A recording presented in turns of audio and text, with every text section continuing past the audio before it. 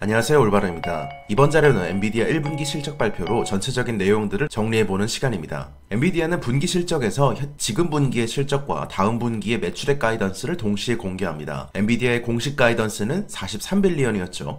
1분기와 2분기에 H20에게 닥쳤던 갑작스러운 수출 통제로 인해서 가이던스가 낮게 잡혀 있었습니다. 다음 분기 매출액 가이던스가 45빌리언인 것도 그 이유입니다. 실제로 H20 수출을 그대로 할 수 있었다면 이번 분기에는 2.5빌리언 정도 더 팔 수 있었을 것이라고 말했습니다. 즉 이번 분기의 매출은 46.6빌리언이었단 이야기입니다.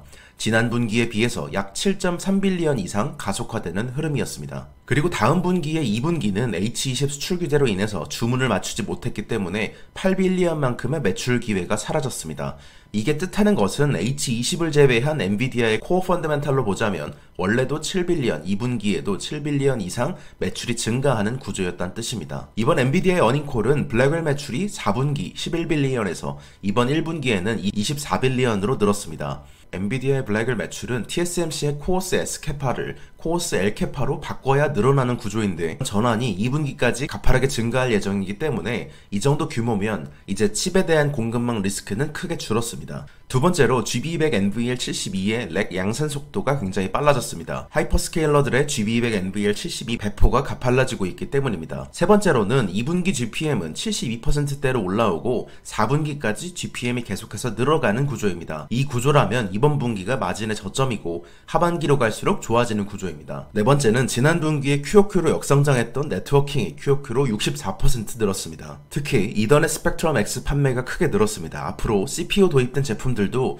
하반기부터 배포되기 때문에 조금 더 매출이 늘어날 수 있다고 보고 있습니다. 네트워킹 마진율이 GPU보다 보통 좋기 때문에 엔비디아 입장에서도 좋은 일입니다. 코어웨이브와 마이크로소프트, XAI, 오라클의 기존 고객들이 이 스펙트럼 X 채택을 크게 늘렸고 이번 분기에 원래 엔비디아의 네트워킹 제품을 안 쓰던 구글 클라우드와 메타가 추가됐습니다. 시장 점유율을 얻고 있다는 뜻이기 때문에 경쟁력이 있다는 의미고 그런 면에서 아리스타 네트워크스의 입지가 좁아지고 있는 만큼 아리스타가 하락했습니다. 다섯 번째로 보자면 H20의 영향이 이번 분기에 크게 영향을 줬습니다. 1분기에는 2.5빌리언만큼 덜 팔았기 때문에 기회를 잃었고 2분기에는 8빌리언만큼을 팔 수 있었는데 못 팔았습니다. 이것을 배제하고 본다면 중국을 제외한 사업부에서 모든 지표들이 좋아진 셈입니다. 그리고 마지막으로 이제 엔터프라이즈 AI와 소버린 AI 수요가 크게 증가하는 국면입니다. AI 팩토리의 분기 계약이 100개씩 나오고 있고 엔터프라이즈 AI 수요가 급증하고 있는 단계입니다. 이번 분기 H20으로 인한 부분은 이미 주가에 녹아들어 있기 때문에 이 부분을 제외하고 엔비디아의 코어 펀더멘탈에 대해서 집중하는 게 중요했습니다. 두 가지가 중요했는데 첫 번째는 블랙웰이고 두 번째는 GPM입니다. 즉 마진입니다. 첫 번째로 이번 분기의 블랙웰 매출은 24빌리언이라서 꽤나 좋은 수치였습니다. 데이터 센터 매출 내에 컴퓨트 카테고리에서 이것의 70% 매출이라고 했기 때문에 이번 분기에 블랙웰 매출이 24빌리언이었습니다. UBS가 예상했던 25빌리언 궤적과도 거의 비슷한 수치이고 다음 분기인 2분기에는 35빌리언 이상을 예상하기 때문에 2분기부터는 이미 호퍼와 블랙웰 전환이 거의 끝난 상태라는 뜻입니다. 하반기의 블랙웰 울트라, 즉 B300과 GB300은 기존의 B200, 블랙웰 공급망을 거의 그대로 사용하기 때문에 수율 면에서 상당히 유리할 예정입니다. 덕분에 순조로운데요. 애널들의 전망치보다도 꽤나 빠릅니다. 5월 초에 주요 하이퍼스케일러들에게 GB300 시스템 샘플링을 이미 시작했고 7월 말에는 생산을 시작하고 아마 3분기 내로는 양산에 들어갈 예정입니다. 동일한 아키텍처와 동일한 크기, 동일한 전기 기계적 스펙을 가지고 있기 때문에 그러면서 ASP는 20% 더 높아지기 때문에 매출 성장도 가능합니다. 공급에 순풍이 불고 있다는 뜻이죠. 두 번째로는 2분기의 논갭 GPM 가이던스가 72%대로 꽤나 괜찮았습니다. CFO는 여전히 블랙웰 전환이 모두 끝나고 GB200 NVL 램프업이 정상적인 궤도에 들어오는 4분기에는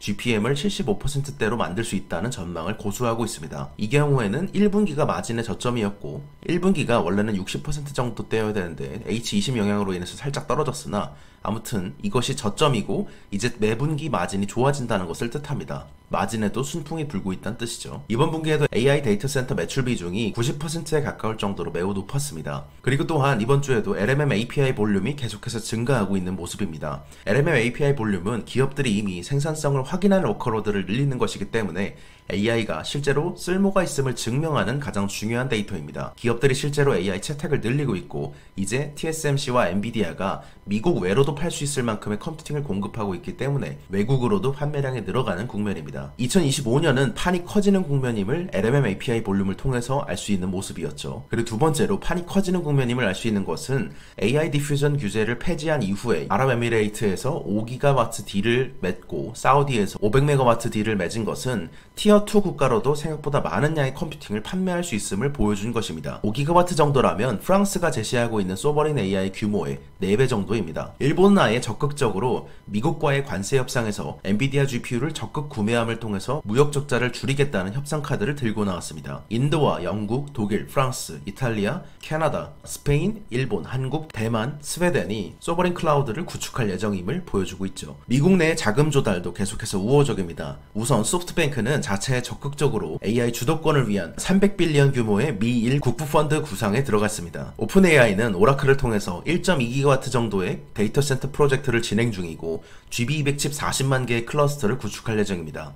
당장의 엔비디아 칩 구매 금액만 40빌리언에 달할 정도이죠. 또한 판이 커지는 국면임을 AI 팩토리가 침투하고 있음에서도 느낄 수 있었습니다. AI 팩토리가 침투가 가파르게 늘고 있는데 기업들이 이제 클라우드에서도 추론해 보니까 더 저렴한 인프라, 더 많은 AI 워크로드를 채택하려고 자체 AI 데이터 센터를 갖추고 있다는 의미이기 때문입니다. AWS에서 GPU를 1년 동안 빌리는 값이면은 자체적으로 엔비디아의 서버를 구매하는 것, AI 팩토리를 풀스택으로 구매하는 것이 더 저렴하기 때문입니다. 제번스의 역설이 계속되고 있죠. 같은 지능의 모델을 기준으로 했을 때 추론하는 비용이 낮아지면서 더 많은 산업, 더 많은 기업, 더 많은 사용 사례가 생기고 기존의 워크로드는 예를 들어서 텍스트로 쓰던 것을 멀티모달로 늘리거나 이미지나 비디오로 늘리거나 리즈닝 기능을 넣거나 AI 에이전트를 더하는 등 더 많은 토큰을 쓰고 있는 트렌드입니다. 이번 실적 발표에서도 AI 팩토리에 대한 데이터 센터 코멘트를 통해서 확인할 수 있었습니다. 엔비디아의 코멘트를 보면 이랬죠. AI 팩토리 구축 속도와 규모가 가속화되고 있습니다. 이번 분기에는 엔비디아 기반의 AI 팩토리가 거의 100개에 달하며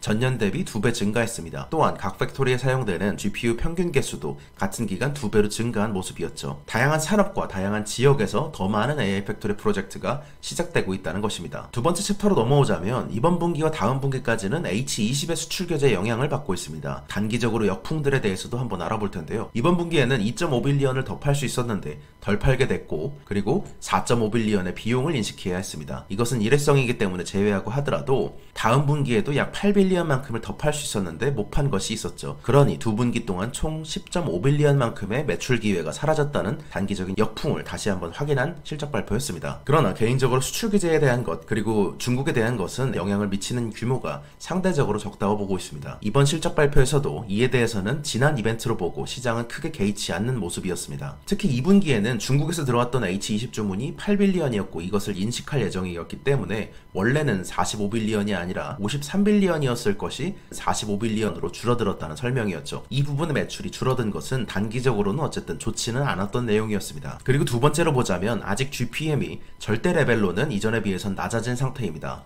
H20 수출 규제로 인해서 GPM이 낮아진 것도 좋지는 않은 요인이었죠. 다만 이번 분기에 H20 영향을 제외하면 가이던스 71%에 비해서 0.3%포인트 높은 71.3%로 발표됐습니다. 이 정도면 나쁘진 않은 규모였습니다. 지난 직전 두 분기의 GPM이 생각보다 부진한 트렌드였는데 이번 분기에는 약간 상회한 트렌드였기 때문입니다. CFO는 꾸준히 엔비디아가 설계한 블랙웰 제품 자체의 GPM은 75% 정도라고 했기 때문에 언제 75%로 돌아가느냐가 가장 중요합니다. 아직 GPM이 낮은 단계이지만 긍정적으로 볼 수 있는 여지도 있습니다. 첫 번째로는 이제 GPM이 다음 분기에는 더 낮아지는 트렌드가 아니라 다음 분기에서 연말로 갈수록 더 높아지는 트렌드를 타기 시작했다는 것입니다. 그리고 두 번째로는 GB200 NVL72 램프업에 따라서 이 마진이 75%대로 돌아오는 시점이 정해지는데 현재 이 램프업 수준이 블랙웰이나 NVL72나 모두 괜찮다는 점입니다. 따라서 올해 말 내로 75%로 돌아온다는 기존 전망을 유지했습니다. 마지막으로 정리해보자면 개인적으로는 엔비디아 1분기에 OL머니는 H20의 역풍을 상쇄하고도 남는다의 뷰가 중요하다고 다시 한번 생각해보고 있습니다. 하반기에 대해서는 순풍이 불고 있고 상반기에 대해서는 단기적으로 역풍이 불고 있는 구간이기 때문입니다.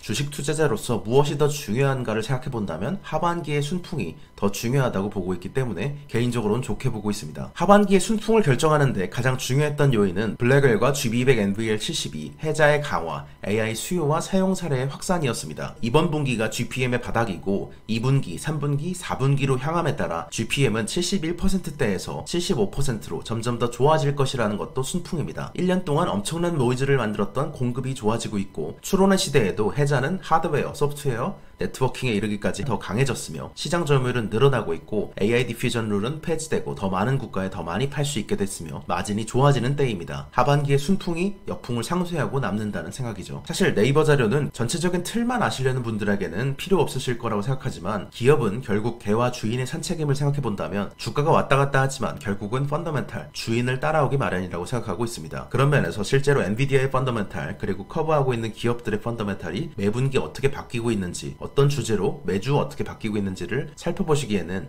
제 네이버 자료를 보시면 도움이 되실 거라고 생각합니다. 이번 주 네프콘을 통해서 전해드렸던 독점 콘텐츠는 총 4개였습니다.